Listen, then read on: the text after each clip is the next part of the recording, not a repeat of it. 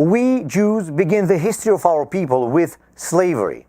This is not a very flattering description of our past. Why do we make such an emphasis on this fact in our tradition? This became the main idea of Judaism. The whole holiday of Passover is dedicated to this. I understand if we had great ancestors, princes or conquerors, but slaves?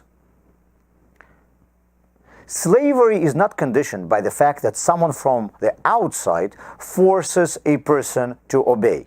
Slavery is an inner condition of a person. Viktor Frankl, Freud's student who survived the Nazi concentration camps, wrote that a person is able to feel free even when imprisoned, and unfortunately feel like a slave even when nobody is subjugating him. A slave is a person who belongs to someone else. He does not decide what to do, and he is not responsible for himself. He has a master for all this. It is often easier to live this way. Slavery is a habit of dependency on other people or on their circumstances. Slavery is a desire not to take responsibility for oneself. Slavery is a feeling of being helpless.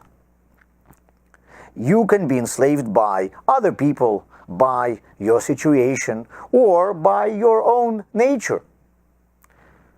The former chief rabbi of Great Britain, Rabbi Jonathan Sacks, says that when he was a student at Cambridge University, he once visited the Lubavitcher Rebbe. The Rebbe asked him what was he doing for the Jewish life on his campus. Sacks replied, "Please understand the situation in which I now find myself." The Rebbe, in an uncharacteristic manner for him, interrupted Sacks. A man never finds himself in a situation. A man creates a situation, said the Rebbe.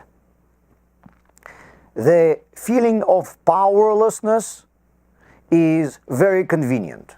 It justifies our inaction. Slavery is comfortable because it allows us to obediently accept what is.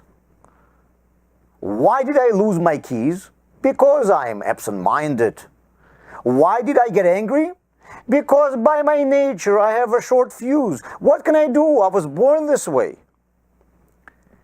We all begin our lives with slavery. We feel dependent on other people, on our nature, on the circumstances. It is very easy to continue putting all the responsibility for ourselves onto someone else or something else. It is much easier to continue seeing yourself helpless.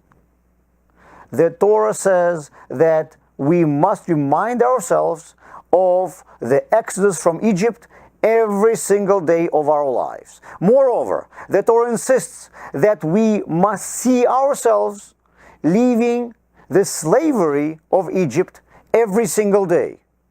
According to the Torah, the main idea of our lives is liberating ourselves from our slavery.